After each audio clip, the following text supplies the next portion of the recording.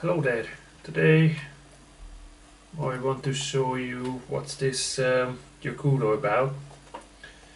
It has a way darker color than the Sakari, and it is because it is shade grown for a couple of weeks, so the leaves go darker, intensifies the flavor, whatnot.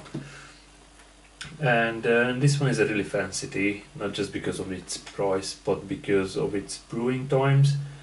So you have two options to start with. You can either brew it for 2 minutes at 50 degrees or for 14 minutes at 20 degrees, which is roughly the temperature of your tap water at the moment in summertime. And after that you go a little bit further, like 2.5 minutes at 50 degrees, 3 minutes at 50 degrees, and then 2.5 minutes at 70 degrees, and then the last infuse is 2.5 minutes at 80 degrees. This is in centigrade. And then you don't throw the leaves away after you finish with 5 brewings. You can, there's a suggestion here to blend the leaves with soy sauce and eat it. So you can eat the leaves after you brewed it, and it gives you extra caffeine boost. So it is a very fancy tea. Of course, this has lots of story behind it, how it's exactly grown, when is it shaded, whatnot, but I'm not going into that too much. Also, because I was complaining about the teapot not being in a proper box but in a paper box, I ordered Gongdai Bai's glass one, and the glass Gongdai Bai came in this fancy box. Right, it has a nice little latch to it. It was all wrapped in bubble wrap, but it's well cushioned and everything, and the whole Gongdai Bai cost like 12-13 quid. But then I ordered another one as well, same price, but it's not glass, and that came in a paper box, so it really looks like it's just very random what comes on it. Comes in a nice well cushioned box or in a paper box. Yeah, I ordered this one as well just because I like the look of it, but I'm not using it today because I ordered the glass one, and the glass one mainly because then when I'm reviewing the tea you guys can see the color of it. I was just quite surprised that the boxes are a little bit random, that something comes in a nice well cushioned box, something comes in a paper box, so I'm guessing it's nothing to do with the price tag, so it looks like I was wrong. Right, I undo these boxes, put them in my tins, and then we can see the differences. So what I did was making 50 degree water, because I don't want to brew this for 14 minutes on room temperature water, and put some into this clay pot. So this is the Gongdai Bai that I got, this glass one, and I'm going to grab some of that water, and let's make the first rinse and brew as well. So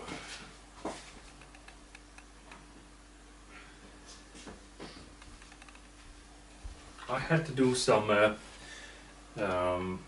mathematics for the exact, to gain the exact 50 degree water, right? Which I will explain at one point when I don't have the filter ready. But this is the rinse water first. Let's take this out of the way. Okay. Let's see. Because this is the other thing. Sometimes you don't put enough leaves in. Sometimes you put too much.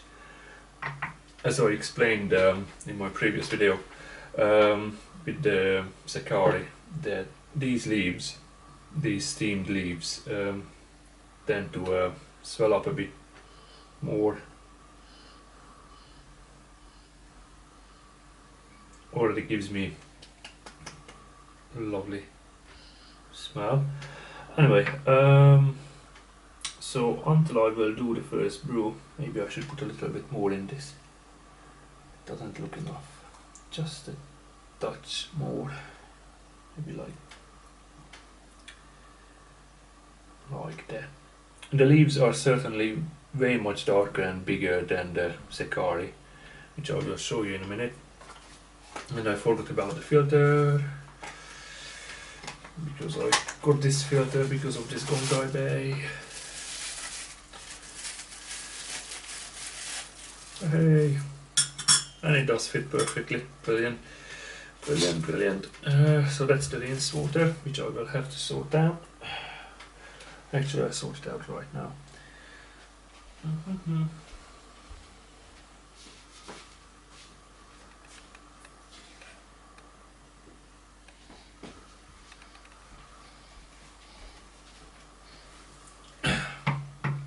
And I will start making the first brew, and until it brews I will show you the difference between the two kinds of tea.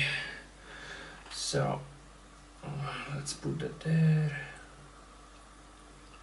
Oh, careful, because it can be on the top quite quickly. Right, let's start this. 2 minutes. Yep, start the timer. Right, let me move things about.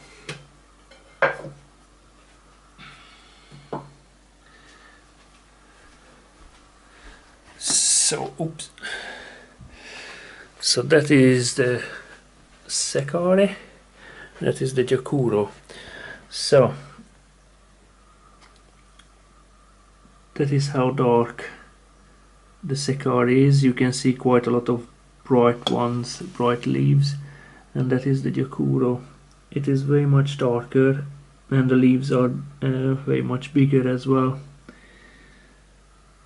That's how different they are. And in terms of taste, well, you will see soon. In terms of smell,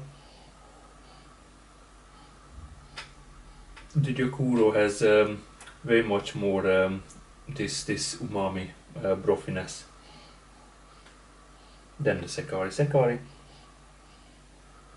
Sakari has a bit more greeny smell than the Gyokuro. Right, let's stack them up.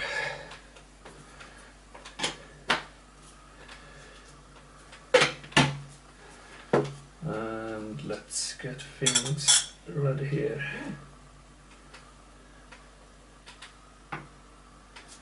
Right, oh, 5, 4, 3, 2, 1, and time is up. Brilliant. Let's do this. Oh yeah, let's make a mess.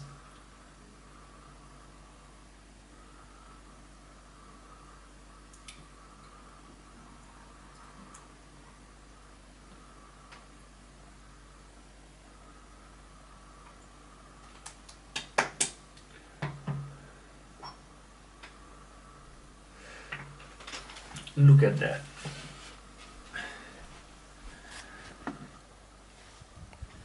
So that's the color. Only if you would focus there. So that is the color of the first brew, and that is how much they have grown in size. And that is it. Let's see how do they taste in this clay pot brewed at 50 degrees water. Right. I was a little bit afraid of this Kong Dai Bei because oh, there's a bit of leaf there. Oh well, because I thought it will be really hot. But actually, you can grab it easily, and because of this flowery shape, you can grab it quite nicely. Your finger fits in. It's just like on those grooves on the steering wheel. It's just, yeah, it just fits it perfectly. So let's see. Let's put this somewhere. I always have problems with these. Let's put it there. Why not? Let's go for it.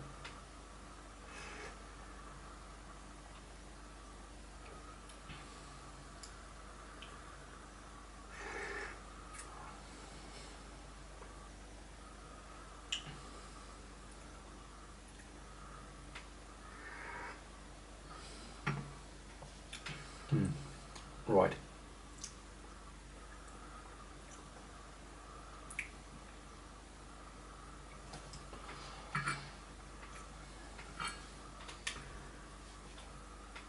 How to grasp it?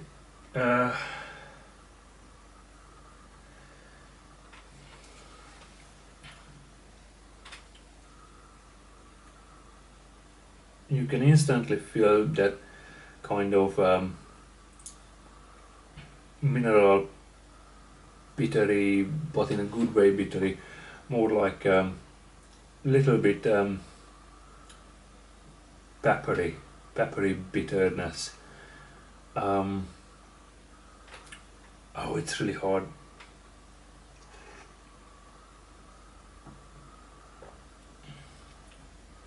Yeah, you have that green taste, you have that pepperiness, and you definitely have that broth taste, this umami in the background, and also you have that instant feeling of making you a little bit more that brightness that comes through as well, but still that pepperiness and that brothiness is the dominant thing with this. And also this is very high in caffeine. It's high in caffeine, so yeah, be careful with it.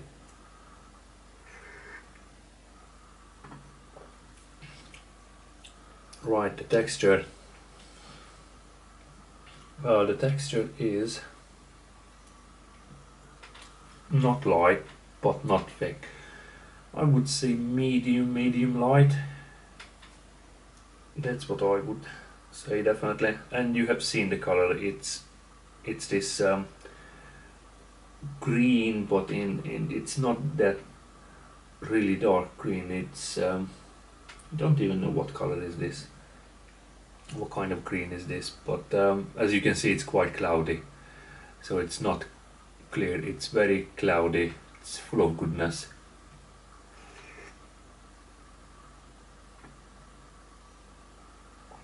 Yeah, I would say the texture is medium. And you have that instant feeling of caffeine. This is the other thing with tea, because it doesn't work the same way like coffee does. Coffee is more like give you a punch in the face and knocks you out, and then it just disappears, and all of a sudden you are worse than you were before drinking coffee. So it just goes up and then just goes down way below. But with tea, especially with green tea, obviously, it starts to build up slowly on top of the previous stack. You drink more and more and more, and the more caffeine builds up in you, And you, if you drink it too quickly, especially this one, if you drink it too quickly, you have this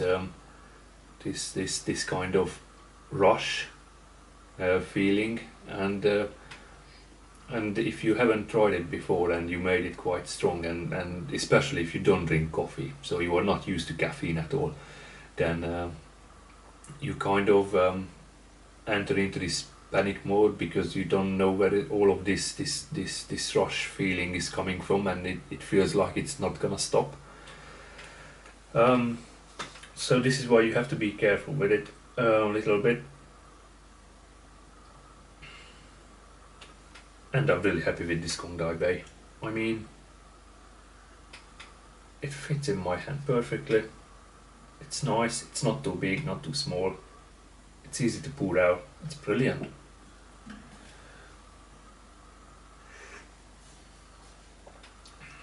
What else can I bring this out? Okay, let's see.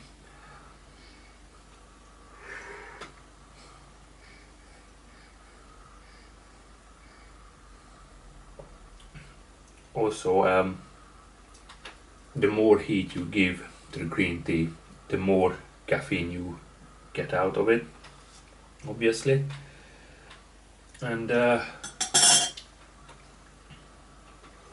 what else? When you brew it later on, like the 4th, 5th brew with the 70 and 80 degrees water, or even if you just do it hardcore and you just experiment with it and you do it higher degrees water than 50 at the very beginning, from the beginning, obviously you will get less brews out of the tea, but the smell will intensify, obviously, because as the tea is hotter, it evaporates better, and it just gives you that really frothy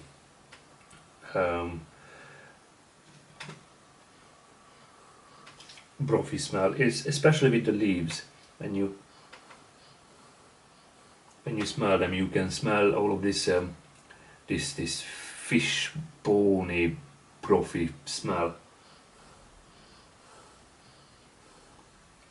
This is what I really liked about this tea when I first tried it, because it has this this really weird smell to it. Well, it was weird at the time because obviously I never ever tried anything like this before, and as you go into this a little bit deeper, because obviously these the Gyokuro is shaded, as I mentioned, grown in the shade for like 2-3 weeks, because then it develops color and tastes. I don't know exactly what tastes which one. I'm not in that deep in the tea. I mean, I have watched the videos before, I have read about it, but I haven't learned about it, and it was like ages ago when I read it. I just went into it because of out of sheer curiosity. So I just really like the smell of it and the taste.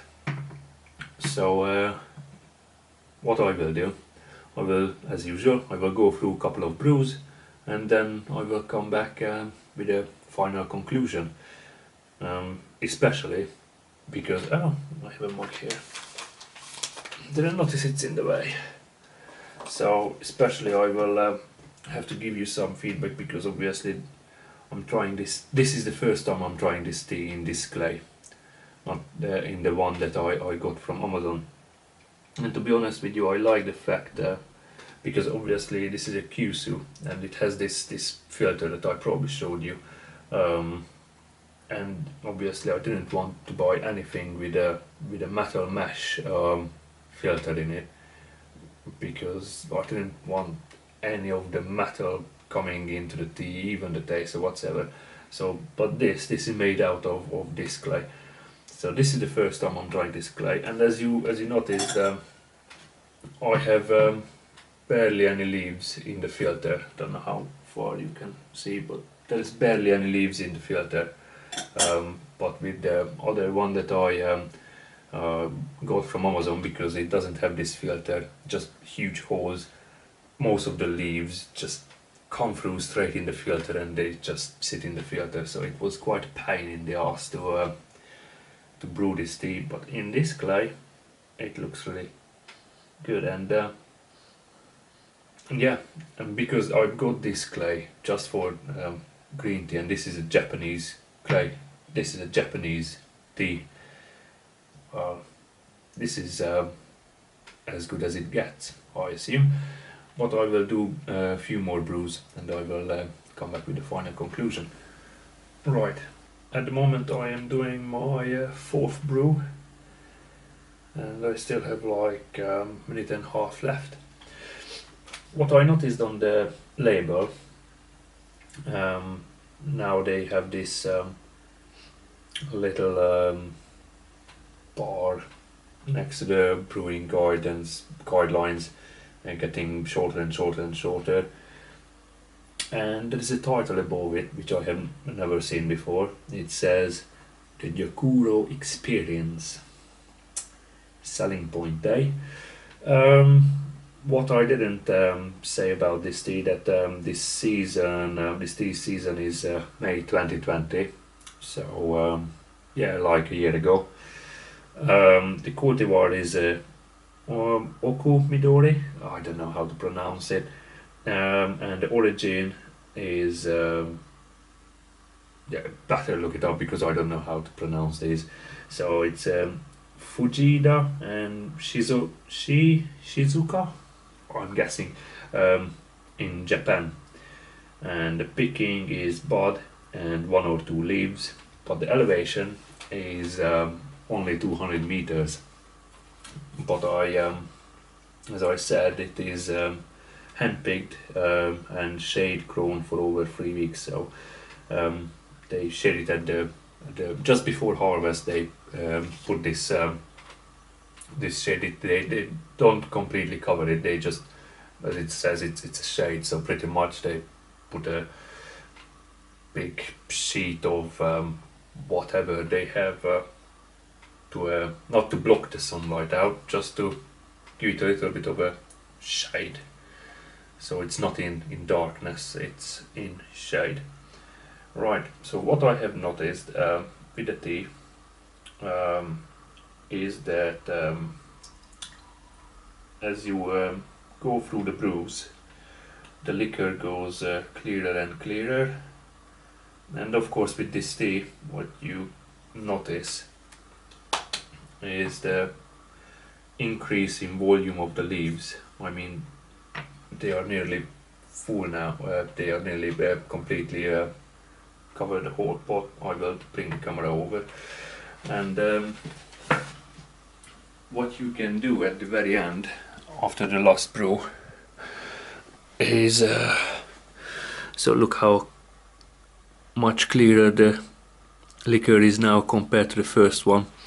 And just look how much the leaves grown in volume. So what you do with the after the last brew, because the leaves are full of liquid, you either get a spoon or something and you start to squeeze them to the back of the clay, squeeze them out. So pretty much you squeeze all the juices out, the leftover juices from the leaves, and you can still get a little bit more drip.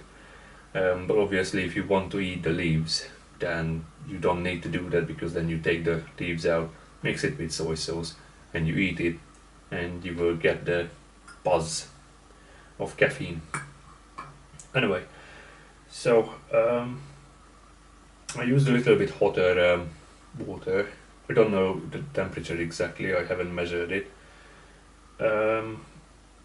But it wasn't near boiling, so it's not boiling. Obviously you don't use boiling water with green tea, but it is very much clearer. I can clearly read May leaf at the bottom of my cup, because it says May leaf on the bottom of these double walled glass cups. So the texture is thin now. It is very thin. that medium beginning is just gone. And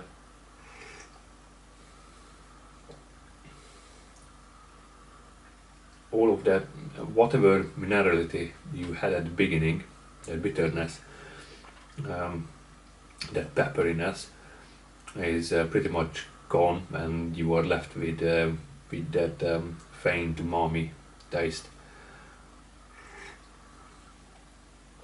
What I also noticed with this clay, because as I mentioned, I only drank this tea in the teapot that you can buy in Amazon, so it's not really a proper clay. It is some sort of ceramic, whatever, I don't know what is it made out of, but it's definitely not glass, not plastic, not porcelain.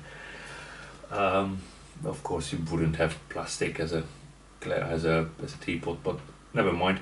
So what I have noticed is that this Gyokuro is very much less bitter than in that pot. In this clay it's much more smoother, but after swallowing you have that kind of dryness at the edge of your tongue. So you still have that dryness, you have that pepperiness coming through, but it's not harsh bitter. So it does worth trying different teas in different clay pots, and it is with reason why some clays suit different types of tea better than other clays. So yeah, you have to experience it yourself. They are little subtle changes, sometimes a little bit more than just that, especially if you just overbrew a tea. So like, I don't know, you leave it for minutes in different teapots side by side. That's when you can notice the difference in color and in taste as well. And of course different teapots hold the heat differently, which suits different teas differently as well. It is quite a deep rabbit hole that you can go inside if you wish to. But hey. So as I said, the liquor is very thinner now. All of that, you end up, you just have that frothiness really. And that bitterness is pretty much that pepperiness, that freshness is gone. But the caffeine is still coming through. So be aware of that. What I would say that it is a really nice tea, but I would leave it for special occasions, for two reasons. The Sakari is just the shy under in quality of this Gyokuro. It's just shy under, but the Sakari is like more than half of the price of the Gyokuro, and Gyokuro is quite an expensive one, and especially for an average Joe like me who is not chauffeured around in a Rolls Royce. So the Sakari is very much cheaper, and it has nearly the same texture, the same taste as the Gyokuro, but a little bit different obviously. It's not shaded for 3 weeks. You have seen the leaves, they are a little bit different, but they are quite close.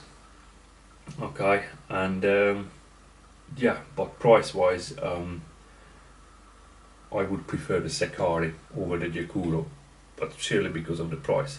So I would leave the Gyokuro just for the special occasions, and the Gyokuro gives very much more caffeine than the Sakari. That's the main difference, the price and the caffeine content. And obviously you can eat the Gyokuro, I don't know, maybe you can eat the Sakari as well. Never tried, if I'm honest with you, but I have only seen on the Gyokuro which recommended eating the leaves with soy. sauce or just as it is.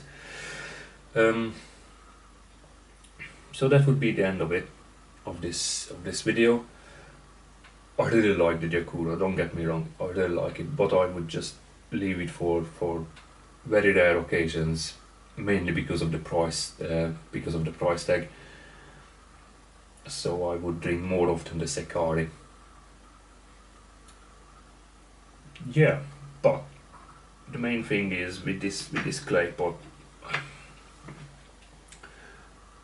I think this really works well with these kind of teas, the Gyokuro and the Sekari.